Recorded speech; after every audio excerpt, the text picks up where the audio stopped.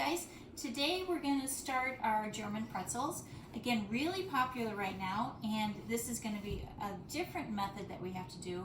When this bread is done and proofed, we're actually going to have to soak it in what's called a lye solution.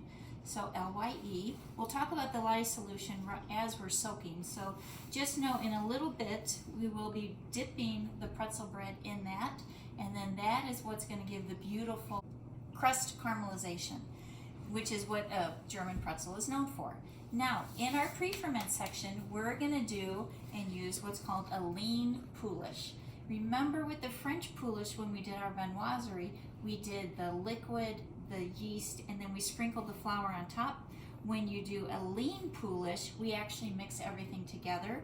If you can come in and look at this, you can see this is pretty wet. It kind of looks like a thick pancake batter. You can start to see some bubbles on the surface. If I were to let this go even longer, we would see big bubbles build up and then they'd start to pop. So this is a lean poulish. Unlike the French, we mixed everything together, and then this has to ferment 1 to 2 hours at room temp. So at school, this would be about an hour in the proofing box, but I already have it made for us, so we're going to start to mix right away. So this is our poulish. Everything else we have for our German pretzels, we have a little bit of active dry yeast, so I'm going to put that in. Again, I'm going to coat it before I add my salt. So salt now goes in.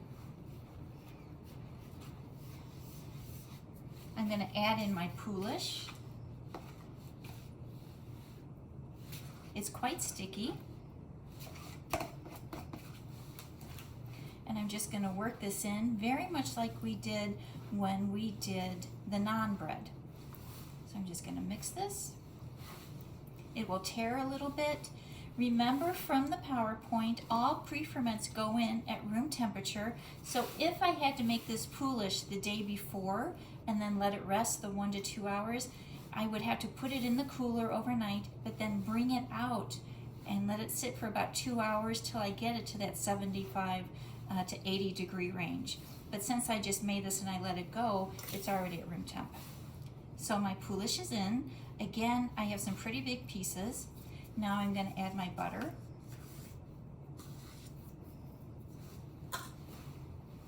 It's just a small amount, so again, my fingers are going to cut it in. I'm now going to make a well. I'm going to add my milk. Remember, milk will help the crust caramelization. We will have that lye. Milk will actually even make the interior of the German pretzels nice and soft. If I were to use all water, remember, then I'm cutting down my fat content, and my pretzels might be a little bit more chewy than they are tender. Because normally when you eat these pretzels, you know, the outside crust is chewy, but the inside very, very tender. Now these are not the type of pretzels that you see from Aunt Annie's in the mall. These are really the traditional ones that you see people use now, the big Bavarian pretzels that come out to your table, you know, on a little stick, or you see them at the ballparks and they serve them with mustard. So again, these are the leaner types, not made to be really sweet. A lot of students ask, can I turn these into like a cinnamon sugar one? But you can see there's actually no sugar in the dough, so it really wouldn't taste that good. These are the true Bavarian ones that you see also that people are using now for their hamburger buns. So I'm going to get all my water in.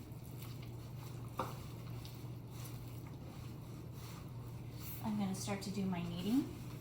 Excuse my reach. Remember, as always, one hand wet, one hand dry. We're going to continue to knead this. This will be a pretty firm dough. This is considered quite lean because you saw no sugar, just about an ounce of butter.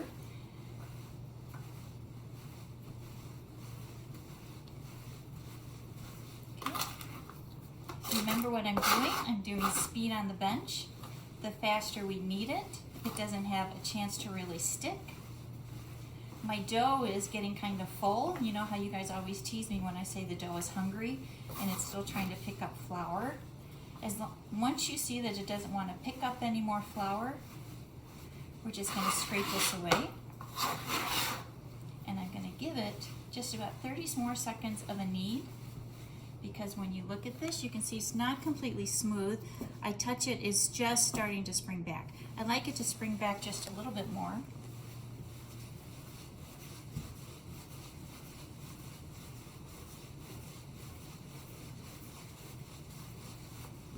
Okay, let's take a look.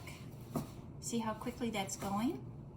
So this is done. This is going to go into the grease bowl and it's going to proof about an hour. Okay, so our pretzels have risen for about 2 hours. So you can see it's really doubled. You can see all the air pockets. So we're going to go back to the basic 12 steps. So we've done fermentation. Now we've punched, and I'm going to go ahead and scale these.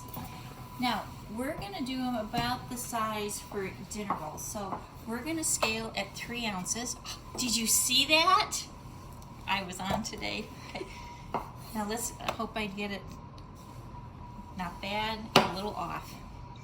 If you want them bigger, like you would the big Bavarian pretzels that you get at a bar, you could go up to about 6 ounces. But we're just going to do dinner roll size, so that's why 3 ounces is a nice size. I blew it. Oh, okay, I'm back. Chef is back. I had a momentary lapse.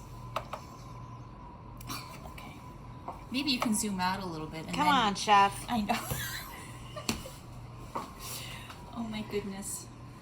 Okay, so now what I'm not going to do, I am going to skip the rounding part because I'm going to shape some of these into the Bavarian twist and some I'm going to leave in the dinner roll size. So this should make us about a dozen. 2, 4, 6, 8, 9.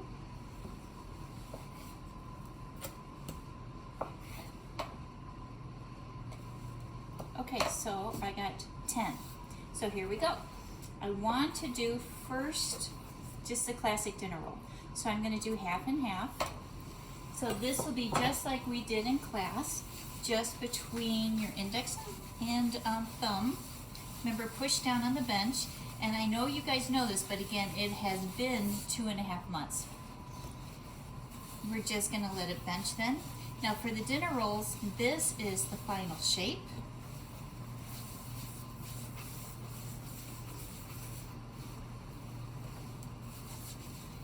And we're about to do our twist. So, Kelsey, if you'll come over, we need to put this into a rope.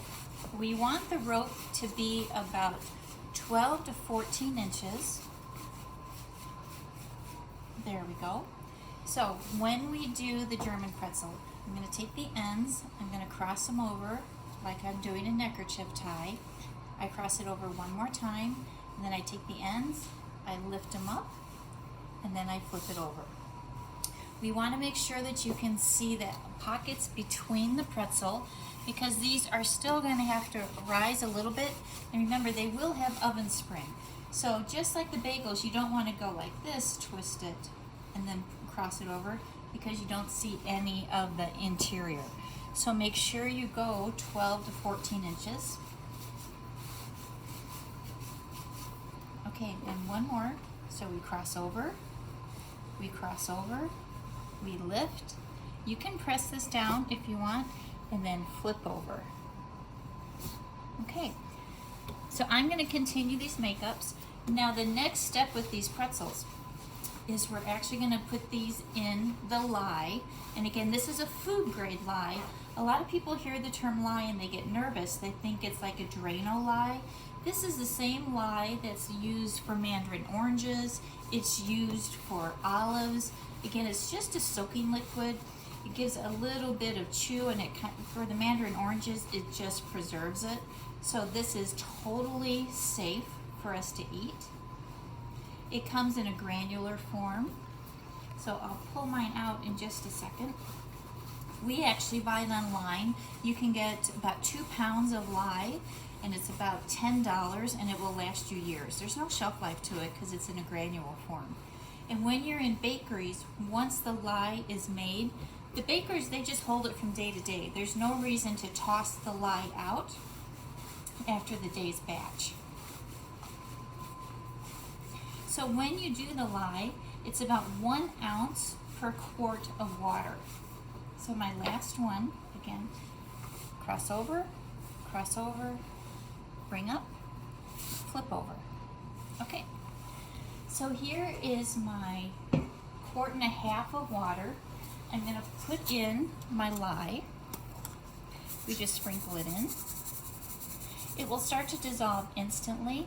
Now what you want to do is when you do this, in case it does splash up on you, you should always wear safety goggles. When we also do this, I'm going to have you put gloves on. Just because some people's skin is a little bit sensitive, and I don't want you to have a little bit of a rash break out on your hands, so I'm going to have you wear some safety goggles. And we'll put gloves on. I'm just going to feel the bottom of this in case, so that I don't feel, and that was the puppy, so sorry. Come on, Wrigley. Now the longer this sits, this will go crystal clear. So I'm going to pick up my pretzel. I'm going to let it sit in the lye for just about 1 minute. And what you're going to start to see is the lye is going to start to permeate the surface, and it actually turns it a little bit of a yellow color, and it will start to feel a little bit slimy. And all that is just the lye absorbing in, and that is what's going to give us the beautiful brown crust. You can see the liquid is turning clear, and look at the color difference between the two. You can see the one on my right, you can see the yellow, and see it looks a little bit on the slippery side. So that means that the lye is soaking in. Okay, so I'm going to take this, I'm going to lift them right out.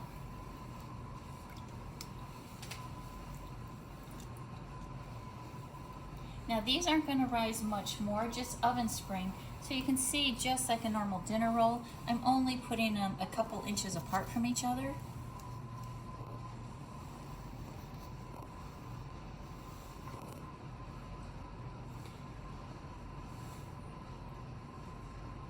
We're at commercial break right now.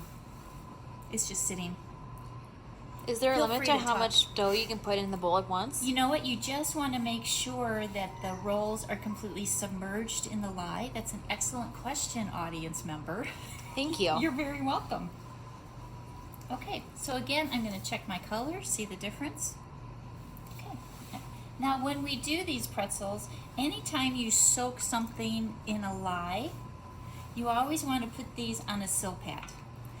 If you don't have lye, some chefs will do baking soda and water, but it's the same thing. The surface has been soaked, so it would stick to parchment paper. So that's why, please always use a silpat. Otherwise, your pretzels, you're going to end up peeling parchment paper off of the bottom of them. It will always stick. Anyone have questions? When can we eat them? You can eat them in about 45 minutes. Okay. Okay.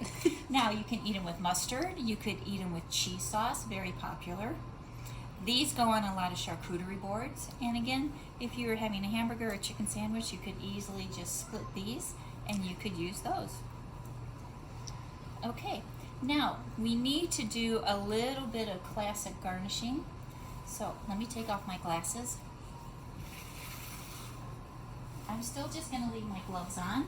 Now when you see a Bavarian pretzel, you're going to notice that it always has a little bit of a slit to it. The slit is so that you can see the color difference between the beautiful brown crust and the white interior.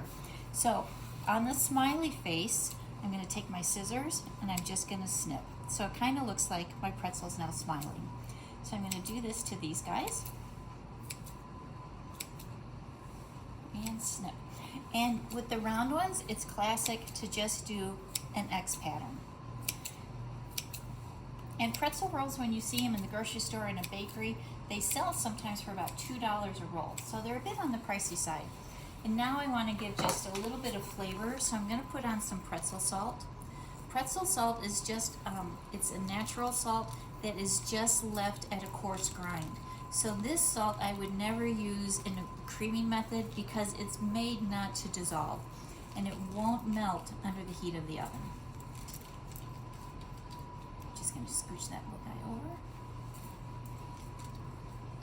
Okay, there we go. Now if my oven was full, I could let these sit for about, let's say, 30 minutes at room temp, but then they should go into the oven. So we're gonna take it over. We're gonna slip it into the oven. The oven is at 375. I'm just gonna put it right in, and I'm gonna chip these in about 20 minutes. Okay. Okay, here we go. Look how much darker these are. So I can tell now that they are at least about 190, 200. If you wanted to, we could insert the thermometer on these. But again, look at the beautiful golden crust. The lye did its job because this is the interior.